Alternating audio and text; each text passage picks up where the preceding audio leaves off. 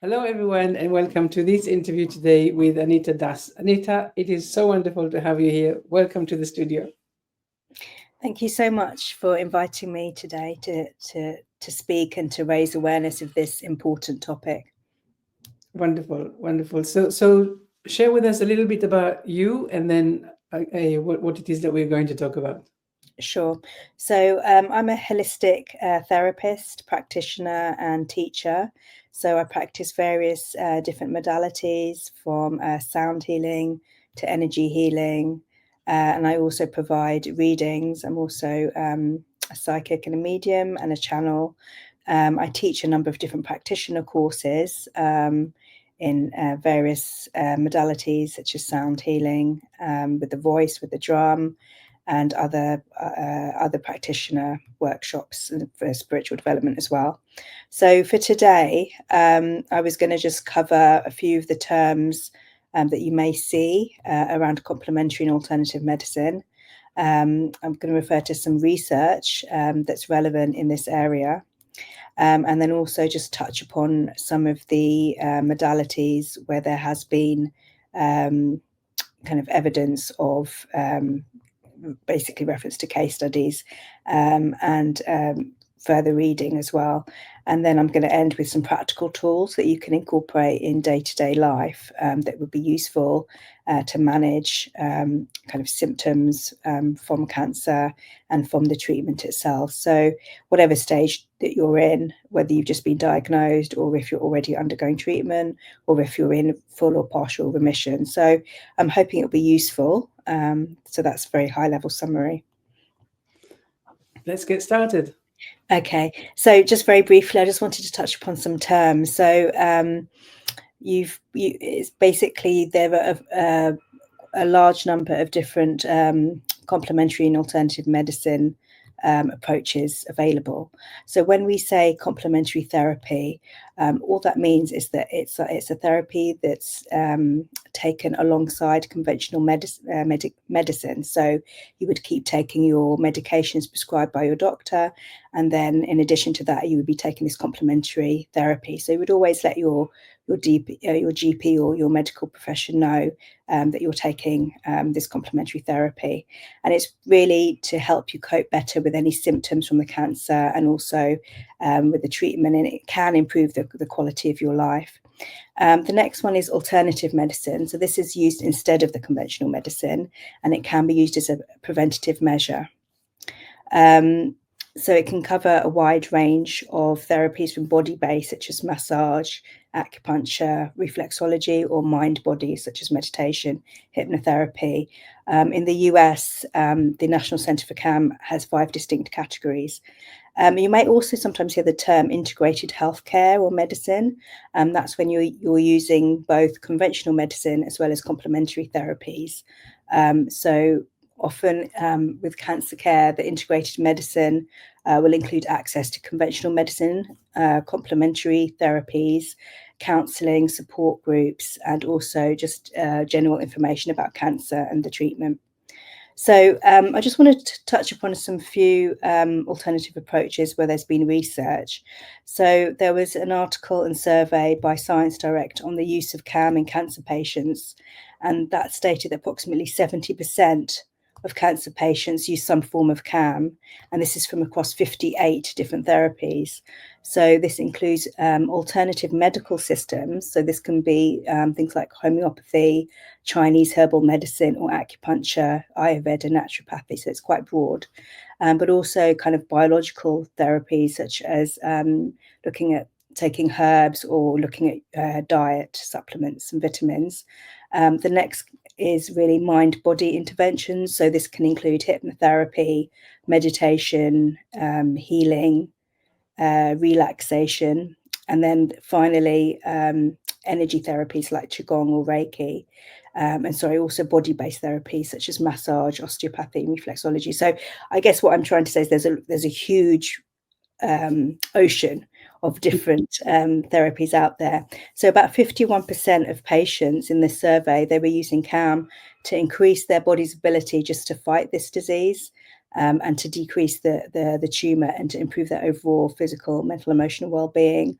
and to counteract any effects from the treatment, and just really to try to do everything possible that they can to, you know, to get healthy.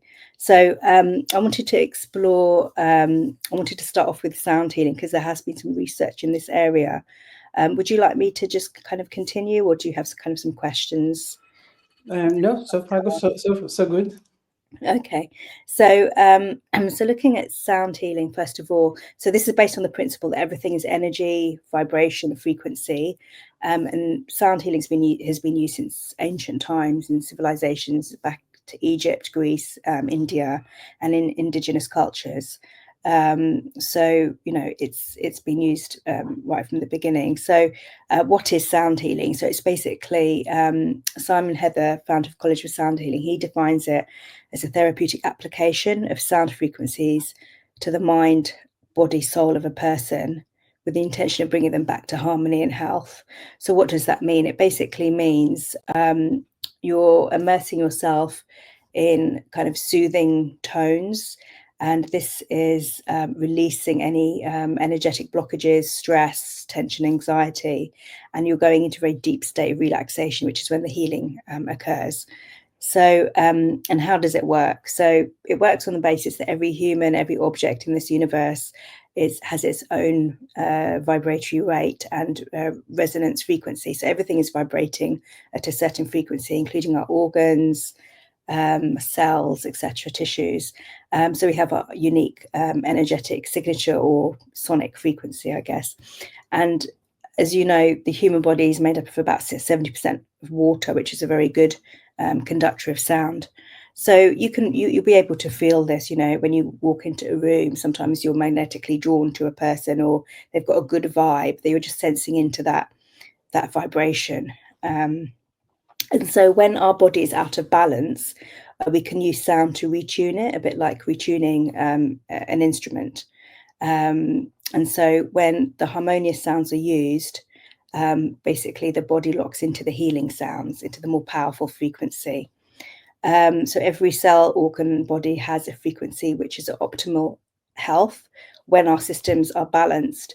But when we're unwell, the resonance in our body is what's called discordant, and that's when we feel, we sometimes hear people say feeling out of sync, out of tune, or just off key, and that's essentially, you know, what's happening there. So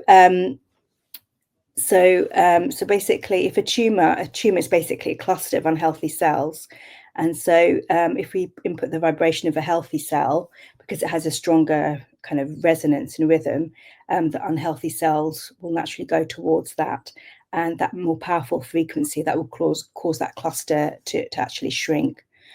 So it's being sound healing has been used in hospitals at the moment. High intensity focused ultrasound uses high frequency sound to attack cancer cells.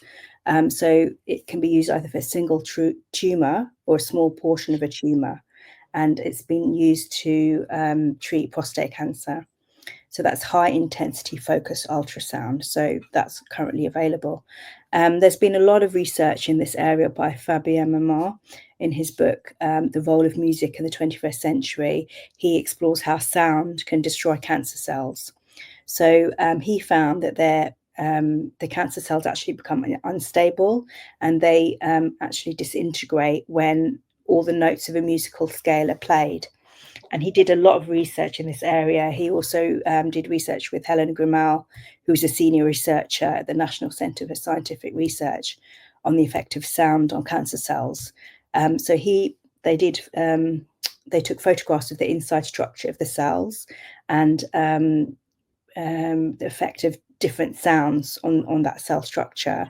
And they also used what's called Kirlian photography, looking at the aura of the kind of electromagnetic fields of those cells, and they looked at the change. So what they found was, as the sounds went up the scale, they would see basically an explosion of those cancer cells at a particular frequency as the sound went out to the outer membrane. And they used drums, gongs, flutes, guitars, bass, xylophones, so different, and voice. And they were looking at both malignant and normal cancer cells.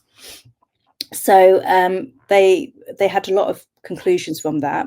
I would just highlight a few of them because obviously it's a lot of research, but basically they found that the voice and the musical scale, when used together, caused the cancer cells to explode more rapidly. And particularly they found it was on the 7th interval of the musical scale is when there was an explosion of the cells. So in addition, a couple of other things, they looked at particular notes as well. So they found any sound frequencies of A at 440 hertz and B at 493 hertz caused the cancer to break down when exposed to the sound frequency for about 20 minutes, 21 minutes or so. So, there was so much evidence there of different research. They had volunteers come. There were volunteers who had breast cancer, and they toned the whole musical scale using, I think it was a violin and a bass note for 21 minutes. They did this for 3.5 hours a day, just toning every day for a month. And in one case, one lady's tumor completely disappeared.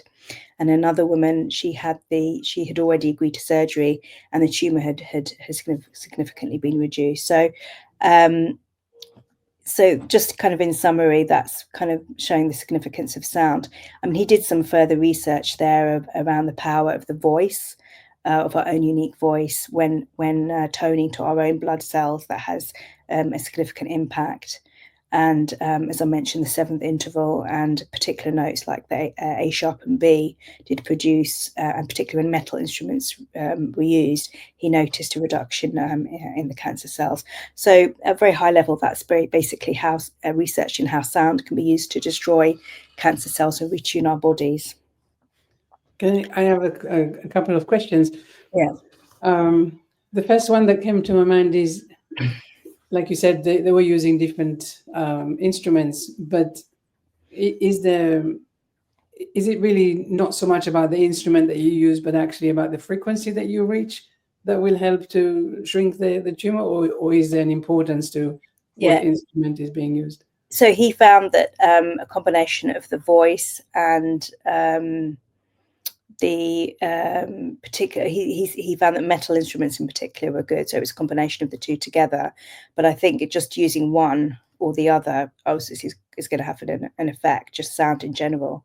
But just staying on sound for a moment, there was another cancer expert, Barry Bittman, and he led a medical research study, and this showed that group drumming actually also increased the cells that destroyed the cancer and also boosted the immune system. So so again, it's all about the frequency, and that's so it's drumming, the voice, it can be particular instruments, but it's again, it's all about the frequency that's coming towards the cells. So yeah. So the other question is,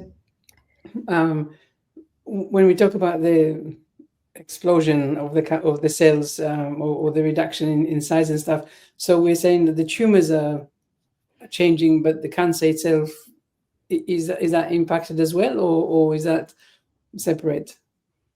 So it's all related. So the whole human body is interlinked. So if something's happening in one part of the body, it's affecting the other part of the body. So this would have an impact on both the tumor and and the cancer as well.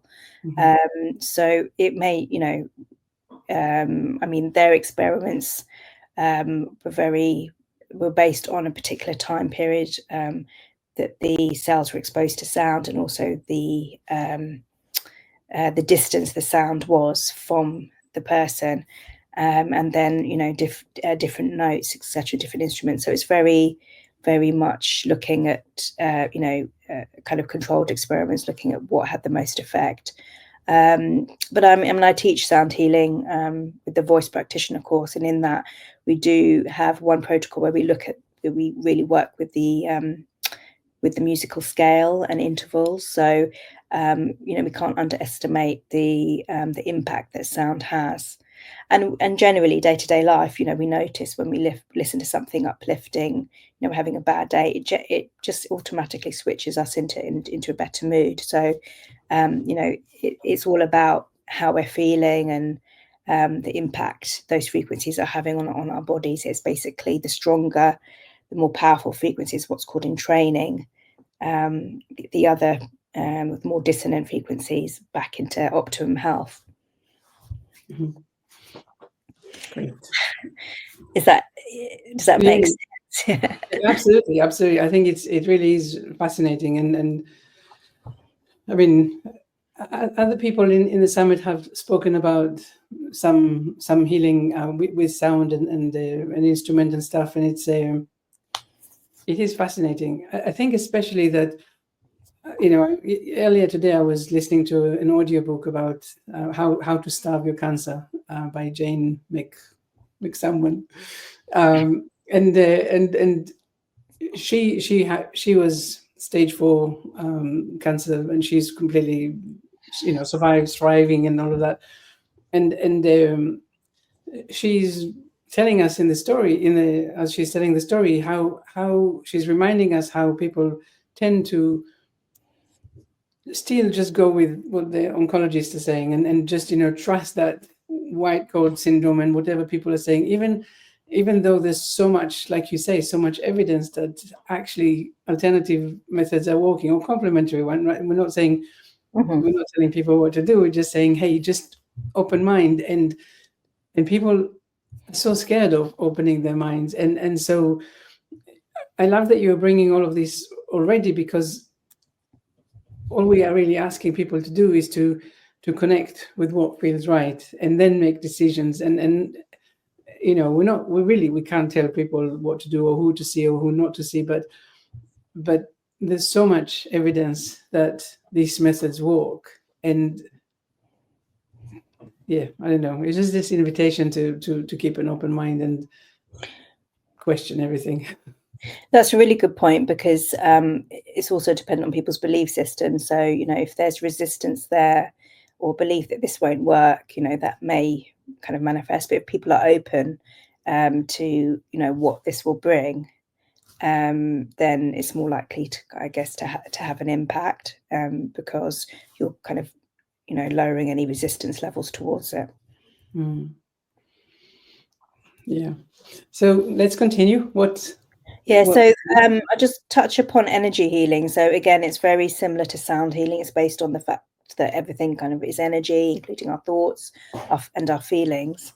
So basically, energy healing is used really on the basis that our life force energy is flowing through us, and if there's any blockages in there, then that's causing kind of disease or ill health. So in Chinese, they call it qi, in the Indian system it's prana, and in Japan it's ki. So it comes by different names, but it's effectively our vitality or life force energy.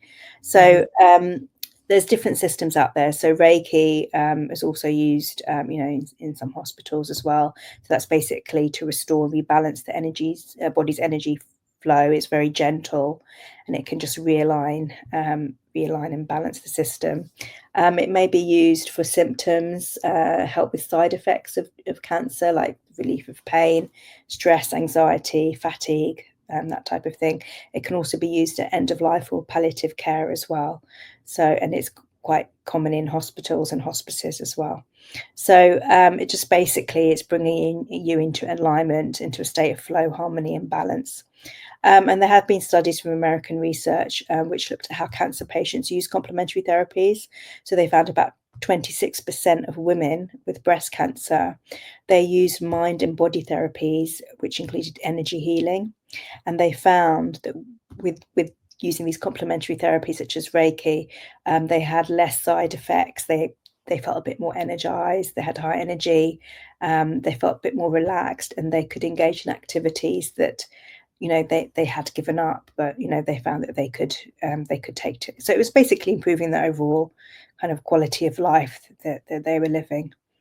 And then just related to so energy healing, there's myriad of modalities. So that's Reiki, which is quite kind of commonly known. Another one is shamanic healing, which is a type of energy medicine. again, has been practiced in indigenous cultures around the world, and it's based on the premise that everything is interconnected, that our life force, it's alive. But if a person has some kind of loss of power loss or soul loss, shamans refer to it as a potentially spiritual intrusion that can come in and can cause physical pain or illness. And there is some school of thought that the cancer is related to a particular type of plant spirit that comes in as an intrusion. So what the shaman would do they would do like a retrieval and an extraction of whatever was needed, but they would look at they would basically be shown different types of animal. It would display itself in a different way, like an animal. So when the cancer was first discovered, it was given the name cancer because under the microscope it looked like a crab, and it looked like a crab that was spreading. So it's treating it in a different way. They're looking at it more from a spiritual level of when it first entered the energy system. And then the last one is chakra healing. So again, this is our chakras. They have their own vibrational frequency. They're associated with a particular color, an organ, and they have a function, etc. So again, it's the essence of energy healing is just to remove any energetic blockages and just bring you in a state of alignment and balance. So it's doing the same thing. So that's really kind of energy healing at a very high level. And then I just wanted to touch upon qigong. So this is a type of an ancient Chinese moving mindfulness practice, and it's based on very gentle physical and energetic exercises, and it works through kind of strengthening your qi or your life force. So qi is the life force and gong is kind of to work with that energy. So it can open up, it can massage your internal organs, it can clear any blockages, open up your energy channels. And it's also really useful as an energizing practice or preparation for meditation. And it's very, very gentle and easy to follow. And there has been research which has shown that it has improved the overall quality of life, and fatigue related to cancer and cognitive impairment improved by practicing qigong. And it's considered quite a safe kind of mind-body intervention for cancer patients. Another one just related to mind-body is hypnotherapy. So hypnotherapists basically guide you into a deeply relaxed state. They can work on changing behavior or stopping any undesired habits.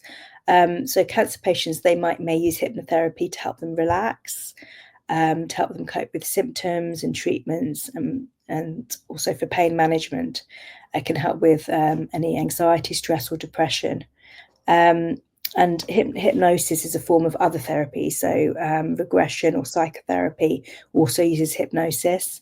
So there's a lady called Dolores Cannon. You may have heard of her. She's spiritual, she's written a lot of books.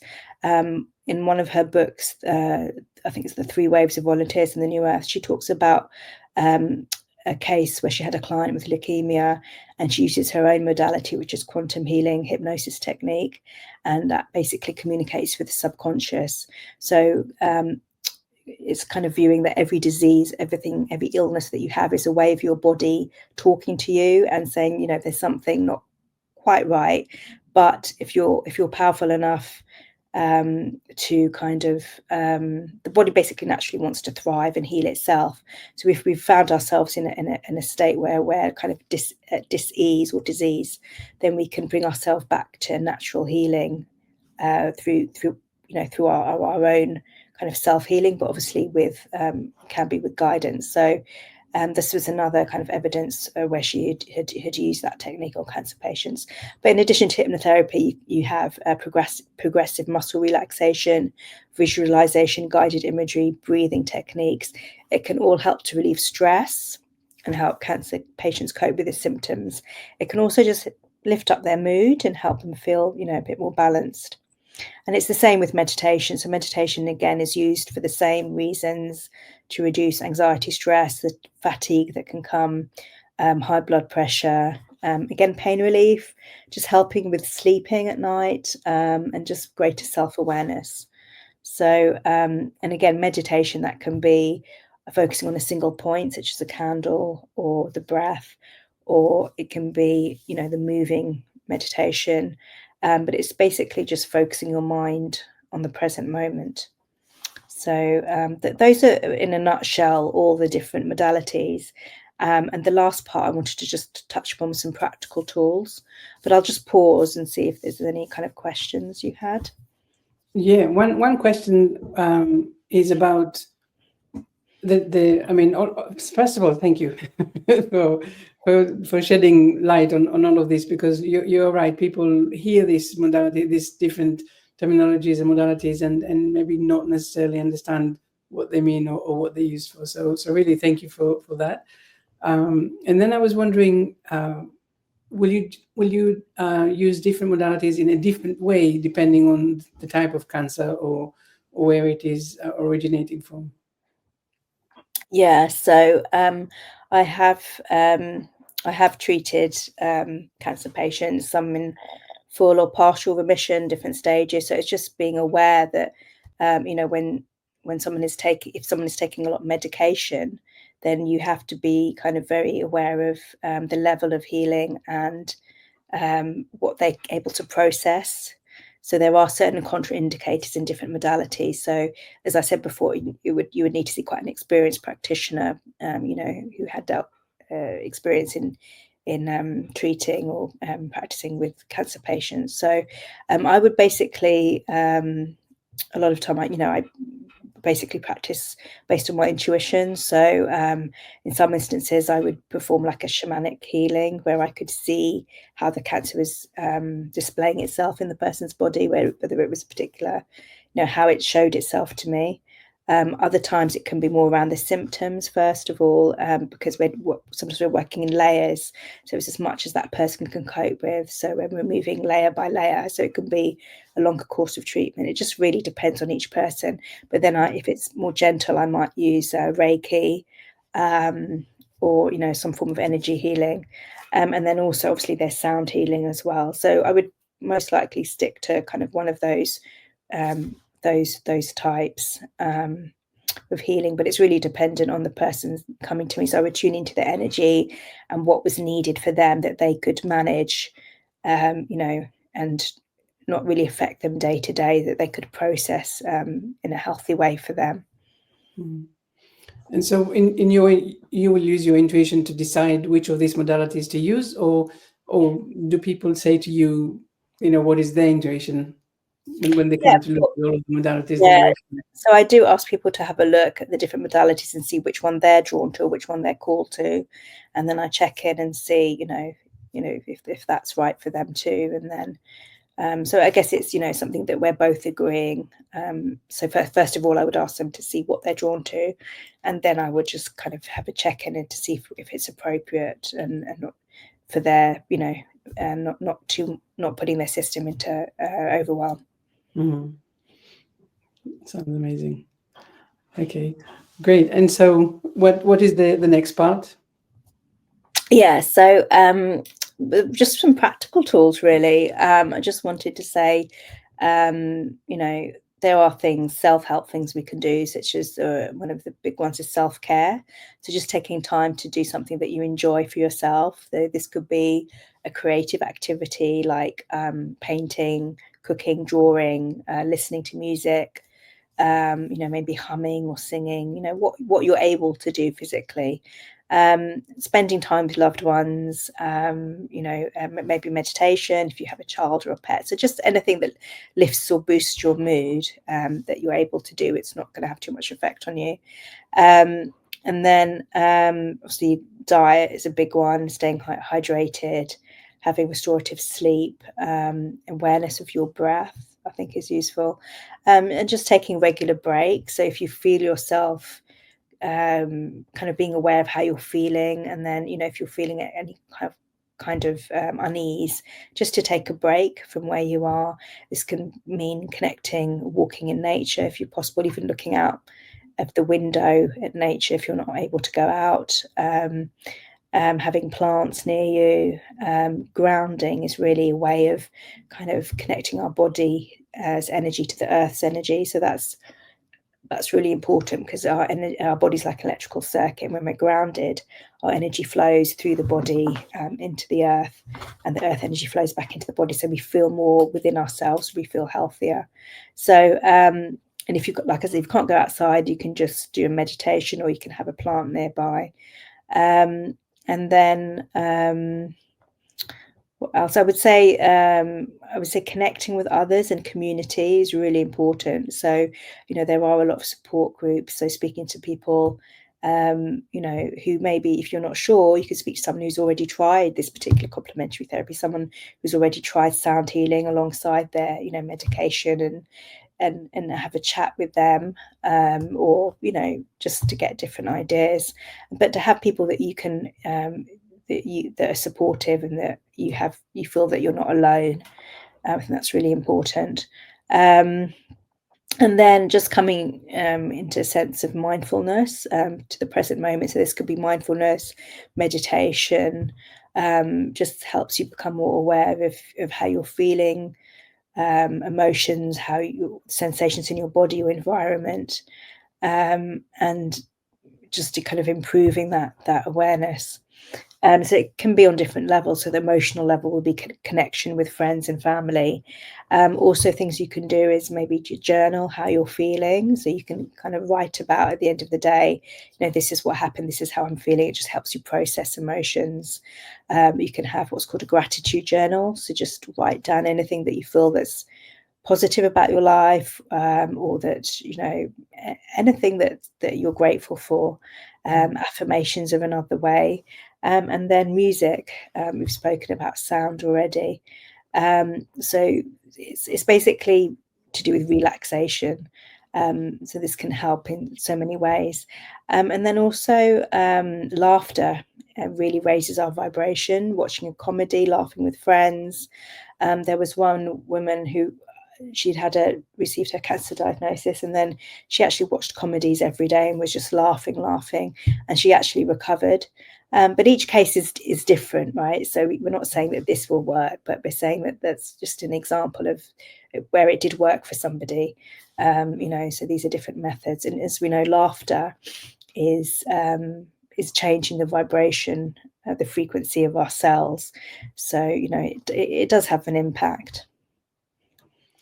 What I noticed as I've been interviewing people for the summit is how easy it is to kind of move between the mindset or the belief that cancer is physical, versus going into the understanding that it's energetic, or it's spiritual, or all of these different things. And it's interesting that yes, cancer is, of course, is a physical thing, but when we allow ourselves to connect really with us as energetic beings, and seeing that there's so many different things that could have contributed to the cancer, manifesting in our bodies at the moment, and really, again, I guess it's the word of open mind, because we don't know which of the methods is going to really make the biggest difference, but we do know that when we reduce stress, for example, that is going to be one hell of an important difference to make.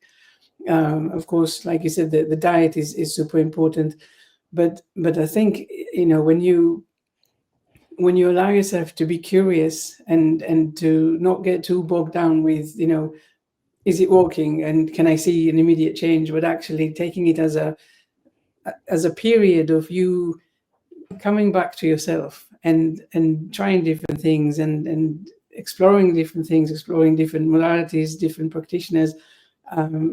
You will feel the benefit. They're so, like you say, research-based benefits that all of these things really help. And I love that you brought this kind of really high-level explanation of all of these different modalities, and I'm totally impressed that you are doing all of them, most of them, that you offer them to your clients, because it's it's so allowing, really, to to connect with your energy and to see that actually, you are, you have the, you contain that. You are guiding them. They're not getting lost when they come to you, and you're offering all of these different modalities and healing methods. Yeah, I think that's a really good point, because we can get focused on the fact that it's, affecting our physical body, but actually we're made up of an energy system with different they're called kind of subtle bodies. So first of all, it will come through the spiritual body into the mental body, which is more to do with our thoughts, our belief systems, and then the emotional body, how we sense and feel, then our etheric, and then our physical body. So it's actually coming through those layers, which is, I was saying before that the shamans work on the spiritual level, because that's when it first comes in. So it can be a multitude of reasons of why the cancer initially came. It can be through trauma, through suppressed emotions, a multitude of different reasons. And again, it's different for every person. But I think one thing I would say is that what it can show is sometimes it can lead to greater self-reflection of, you're in this position, but what is it showing me? Why is this coming up for me? What is the lesson in this, or the opportunity for growth? On a spiritual level from being in this. Sometimes you get some people that go through the process, they recover, and they become an advocate to other people of particular kind of therapy they use, that it is possible to come through this and out the other side, and they've had some kind of learnings and opportunity to share what they've learned with others. So I think the important thing is that if you're going through this at whatever stage you're in, it's just to recognize that you're not alone. There is support groups available, but also, this is happening for a reason. Your body is communicating to you that that there needs that something maybe there needs to be kind of like a shift to somewhere in the energy, in the perspective, in the belief, and this may have been through years and years of particular things happening, that it's culminated in this. So it's a good opportunity to reflect and potentially to reset, maybe make lifestyle changes, and to just kind of really think, why is this showing up for you? What is the impact it's having? And how can you kind of move forward from it? Because there is kind of hope out there with all these, and now a lot of these are already being used. Like I know the ultrasound is already being used in hospitals. So science is more open to these different approaches. And again, there's not really anything to lose here, because you're with the complementary therapy, it's being used alongside your medication, as long as you make your doctor aware that you're trying these other approaches. And at first it can just be a case of just being more relaxed and more comfortable, or reaching a level of acceptance as to where you are now and how to move forward. So it doesn't have to be overnight, it can be in stages. So it's about being kind of gentle with yourself and making sure that you have kind of support around you. One question that comes to my mind is really, I guess, I've heard somewhere in all of my work with the summit and so on, people saying that if cancer returns, it's maybe more challenging to get rid of. Now, of course, I don't want to put it in anyone's psyche out there. I'm not saying that this is a true thing, but I'm wondering, with all of the methods that you were using and all the modalities and stuff, would you do things differently in that case when cancer is returning, for example? Yeah, I've had a case with a client where she came to see me after she'd actually been in remission, but then it reappeared. But there had been an issue kind of with to keep it kind of high level, the surgeons hadn't done what she'd asked them to do. She'd asked them to take something out and they hadn't done it, and that had caused problems later. So obviously, she'd had taken that up with her medical team, but the fact is she was where she was at that point in time, where she'd had to go on further surgery. So it's about, sometimes these things happen for a reason. She'd asked for something and it hadn't happened, but it now led to the situation she's in. But she was actually really positive. It's about it's easy to spiral down into those kind of negative emotions, but it's really kind of, I think, what can help is seeing it from a higher perspective, or kind of coming out from kind of the detail and thinking of this more holistically, that this is where I am now. It may have returned partially, or to what extent it's returned, but this is what the potential options, choices, or solutions are. And what is this showing me now? Why has this come back? So it's kind of connecting to your inner self and asking these questions, and just taking it from there. This is the things that I talk about in my work with people, because it really is, are you allowing yourself to go back into fear-based? Yes. And a lot of the time, people, if the cancer is returning, they will go into this extra fear. So it was really scary at the beginning, and then they managed to get into remission, and the cancer is gone, and now it's come back. And a lot of the time I see it, I mean, it really is like rabbit in headlights, and I think it's sometimes even stronger fear than before. And now the conversation begins about really how to trust, because the fear is actually, of course, not that it's going, not that what I'm saying is helpful, but fear is not helpful in this case. And it makes us go into that, the end result. Where is it actually heading? Yeah. And it is important to have this conversation that, it's not really about dying, because we all have to go through this at some point. But it is really, like you say, about understanding something else. So what is it that maybe I overlooked? Maybe there is an opportunity for me to do something that I haven't seen yet, or haven't learned yet. And kind of taking it to the next level, really. Not again going back into the physical and the fear and the, oh my God, what am I doing here? But actually, again, reintroducing this openness and curiosity and exploration, maybe even more than before. Yeah, so there's two things I'd say there. One is, I think as a society, we're conditioned to think of the worst possible outcome straight away. On a human level, it's like the fear, but we all have inherent power. Where we can choose how we respond to certain situations, and it's not easy, but we can practice that, just pausing, and then just choosing how we respond in what level, whether, rather than fear, can it be a form of kind of maybe acceptance, and then moving upwards, just whatever feels comfortable for you, just the next level up.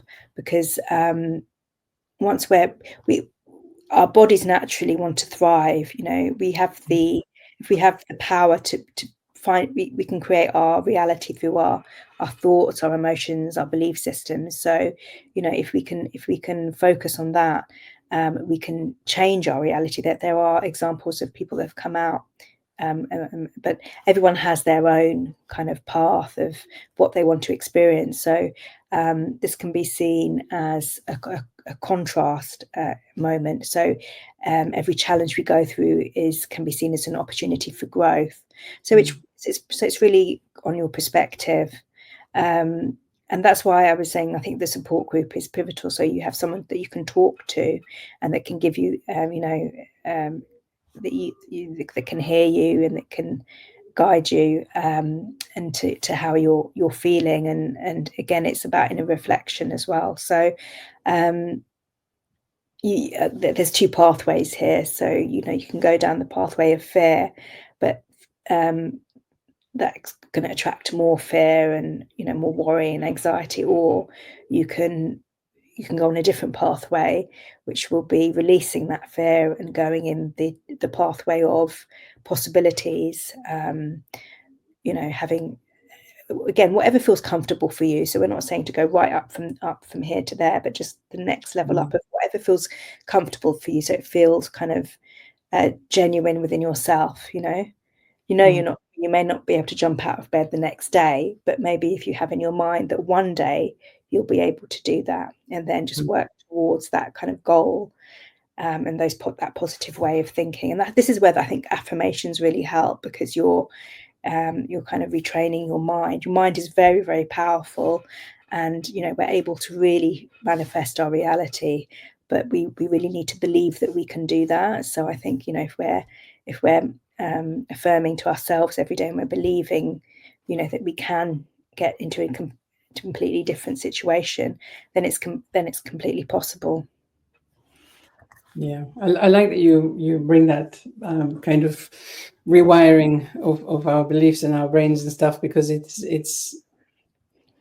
is possible. It can be done. Our brains are plastic, right? There's neuroplasticity, and then we can change the way that we do or see or who we are. It's also proven with meditation and all of that. Anita, this has been really, really wonderful and really inspiring, and also very, allowing, because anyone listening to everything that you shared with us today will have something that resonates with them, and something that they think, yes, even if I try this before, maybe I can bring it back and try it again. And I'm really happy that you brought all of this to us today. Thank you so much. And thank you. It was wonderful to be able to talk about this, and just to raise awareness that there's so much out there, and we're just literally touching the surface. So I'd encourage people to just to just be open-minded, and just to see what's available, and just to try and see what the outcome is. Yeah. So just before we say goodbye, people work with you. Is it only face-to-face or online as well? How are you working with people? So I do both online and in person. Wonderful. Yeah. So of course everyone can see all of your contact information at the on your page. So I'll just say again, thank you so much for being here with us today. Thank you so much.